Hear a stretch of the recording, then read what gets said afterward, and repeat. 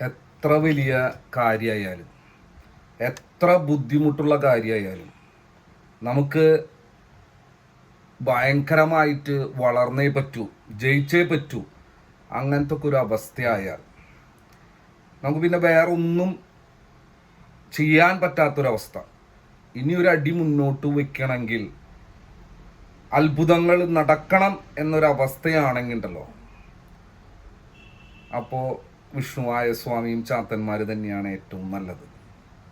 നമുക്ക് എന്ത് കാര്യവും നടത്തിയെടുക്കാനായിട്ട് സാധിക്കും.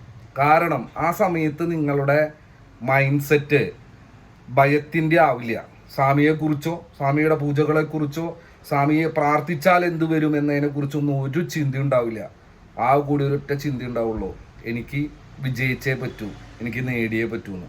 അപ്പോൾ സ്വാമിയുടെ ഓരോ പൂജ എടുക്കുമ്പോഴും നിങ്ങളുടെ ജീവിതത്തിൽ അത്ഭുതങ്ങൾ നടക്കും.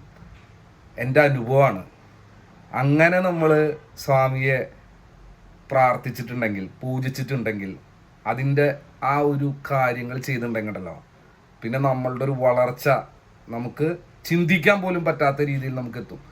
മനസ്സെപ്പോഴും ഭയങ്കര കൂളായിരിക്കും, ഒരു പേടിയും ഉണ്ടാവില്ല.